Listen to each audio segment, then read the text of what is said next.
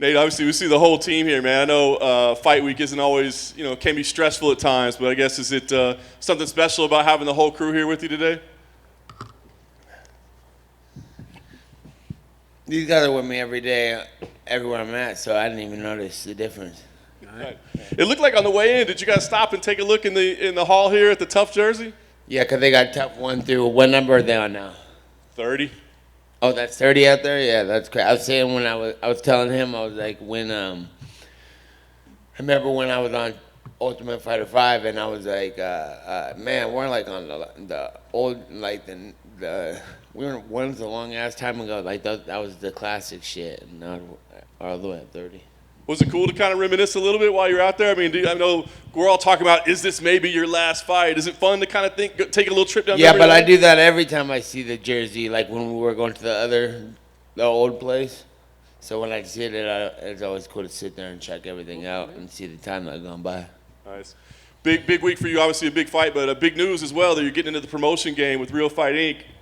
Talk about that aspect of your life. I mean, is that an exciting new development? Well, just the way it's been like from my whole career, I've been a promoter the whole time. Come to find out, my fights promote themselves, and then the whole thing came with, and then I was like, I'm gonna get the Conor fight and show people how it's done, but nobody learned how it was done. So then I was like, got the rematch and took the 3 years off, and I was like, all right, well, I know what I'll do now. I'll make a belt. Watch me do it too. And then so that happened, and then whatever the fuck happened next, every time it's like, what, this easy? Why am I playing for them? I play for me. I know you still got a lot of fighting left to do in your career, but is that something you plan on being like heavily involved in, or is that just kind of a side business? Nah, yeah, I'm just gonna let the my smart friends and my rich folks do that part. I'm just gonna sit to the side and say what's dumb and what's not. Smart. In the meantime, obviously you got a big fight, UFC 279. I know this is a fight you said, listen, it's not necessarily the fight I wanted. Does that make it any more challenging to prepare for than any other fight in your career, knowing it's not one you necessarily wanted? Yeah, for sure. So I give up on preparing. I'm just like, whatever. Beat me. Khamzat, I mean, what do you think of him as a fighter? I mean, have you watched much tape? I mean, have you seen much of his game? I mean, obviously, I'm sure you hear the hype around him, but do you think he's deserving of it?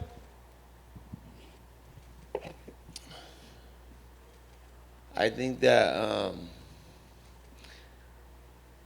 I've been stuck in the cage for a long time, and I got to do what I got to do to get the fuck out. Whether it fight the toughest guy, the newest guy, whatever you want to make of him or call him, or anybody, I'm like, I'm just ready to rock and roll. Nice. Last thing for me, Nate, obviously all the talk is about your contract. We know, this is the last one. So I just wonder, regardless of the result, how do you decide what's next? Is it only about, money? Is it just about the amount of money on a check coming from somewhere? Or is there something else you want in the next phase of your career, whether it be you still with the UFC or somewhere else? I feel like the UFC, it's kind of limited for me, and I wanted to reach fucking higher goals, higher objectives, and do bigger stuff than this. And under the UFC umbrella, it's like you're, like I said, you're limited. You only go so far, and like I said, it's only halftime show. It's time to blow past everybody here and the organization, and even if it involved in me staying in or getting out, I'm gonna do something bigger than I've ever done as soon as this is done. Bigger than this, bigger than whatever's in the past also. Nate, if you could see one change in the UFC, what would it be? If you could implement one change and you could see something change about the company, what would it be? I don't. There's been some talk about you and Jake Paul. Is that something you're interested in, or are you just sort of, that doesn't matter until after Saturday? I think I've heard a lot about a lot of stuff, and whatever comes after this, like I said, it's going to be bigger than anything I've ever done. Are you interested in his fight with Anderson? I'm interested in all combat. How do you see that fight between Jake and Anderson playing out, given Anderson's age and Jake Paul's age?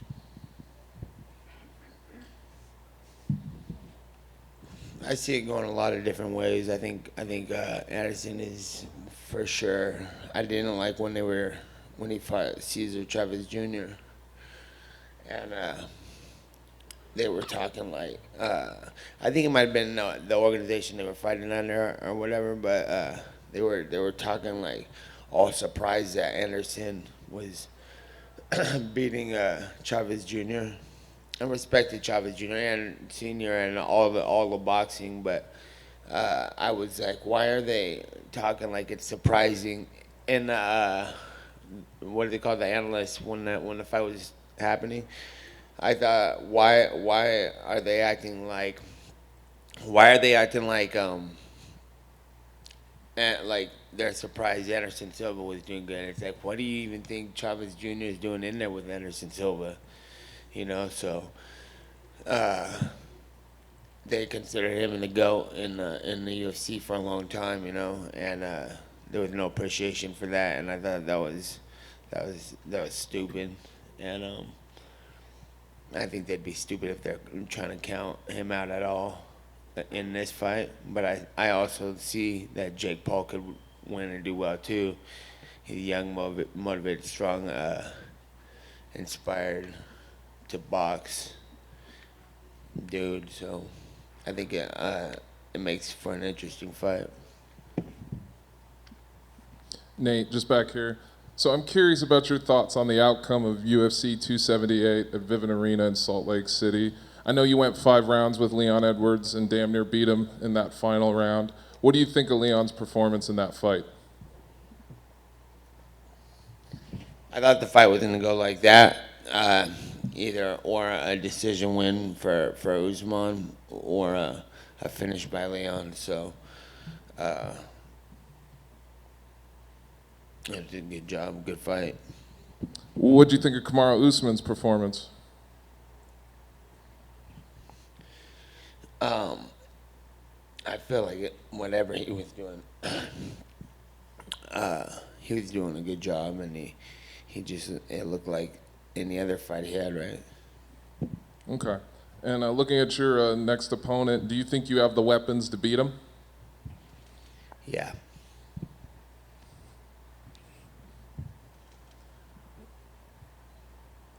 Hey, Nate, to your left. I saw him move, and I like that's the right, bro. I didn't get in my way. Every fighter we've talked to today is very excited to be on your card. I just wanted to know, like, what's that mean to you? Well, I excited back. What's that? Excited back. Okay. Also. Awesome. Thank you.